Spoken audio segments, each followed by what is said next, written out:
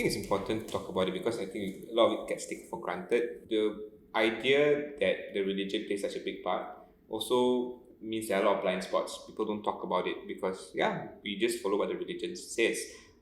But sometimes it overlooks the individual, their own personal entry point into it, their own personal experiences. The question about why it's a certain way sometimes also doesn't get addressed. So there's a lot of questions that people just leave it to, you know what, we'll deal with it when the time comes. But what if it's too late?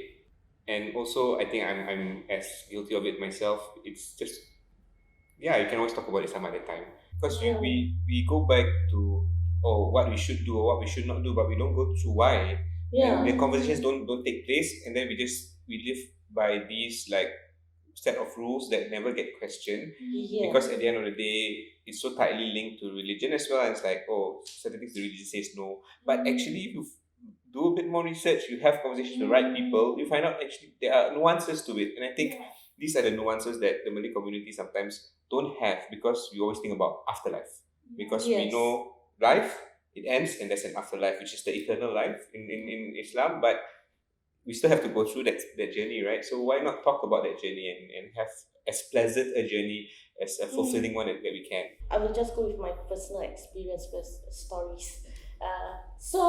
For me, okay, when I just got married, right, I like to talk about like, if I die, you cry or not? It's that kind of like silly questions at first, to lead to a more deeper.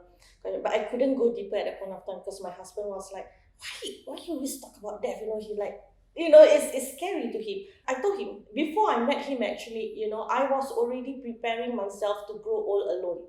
So it's like I clean up my whole house, actually. It's like, okay, I will only have this number of clothes, two shoes, and that, so that if I die, people who come to my house, they will only have like, very little to clean up.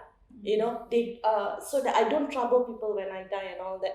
And then this kind of things, when I tell certain people, they don't understand this. Like, this is so morbid to some people. Like, you're actually preparing yourself to, to die like that. It's either that people think it's sad or whatsoever. I say, no, I'm trying to make your life easier. Yeah, they didn't think of that I what I'm trying to do. I even prepared certain insurance for hospitalization. I tell my friends, okay, what are the insurance I have, and I tell my insurance agent what kind of insurance I need. If one day I'm not mobile to do things myself, I want a maid. So this maid will earn this money from this, from my CPF or whatsoever.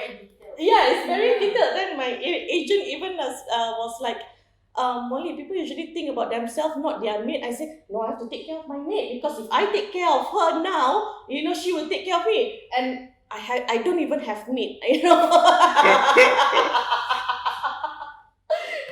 but this is preparing if something happened to me. I don't want to burden my family. I will have a helper who is being taken care of financially so that she can take care of me. So, but then when I talk to people about this, to them it's morbid. So I realized that, we have to normalize this, this kind of topic, this kind of talking. It's like just so that everybody will have their preference, care. What do you want to call? Why isn't it common in the Malay community to I, have conversations like that? Because it all boils down to like, mentality of like rida, tawakal. Like, I leave it to God lah. If it happen, it happen. Or my family will know what to do lah. Don't worry. This kind of thing is not for your worry, but other people worry. Then I'm like, how if other people don't have that kind of like financial support also? It's like, at least if I am preparing it now, I don't trouble my family. They might have other things, to worry about. Basically, I don't want to be a burden to anybody. I also think that a lot of times people seems to be able to articulate what death is. Like, the But not process, dying. but not dying, and then the post-dying process. Yeah. So that's the bit that actually I think conversations are always missing. And I think, the story that I shared about the Malay Muslim that I've met, and I realized that they could talk about what death means. Meaning they go to the next phase, meaning that they're closer to God. But then the conversation about how to get there is never quite there. And I think that's the kind of conversations we need to have, as well as after that, then the survivors, Mm. how are they will go through? And I think personally, I also think that the mental wellness of any community has to do with how the community deal with loss. Yeah. And we don't know how to deal with loss, the community actually get affected because you can't articulate it, you don't know what it means, and it's hurting you, and you don't know how to move on. This also was my mistake that I learned the grieving process.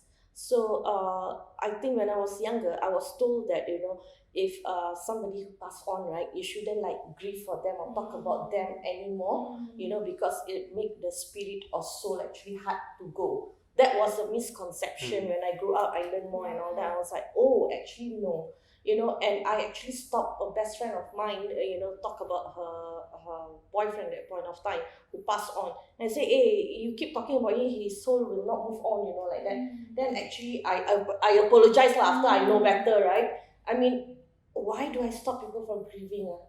Then I'm like, yeah, it doesn't make sense actually to stop this grieving or to speak on other person's behalf of like how they should grieve or whatsoever.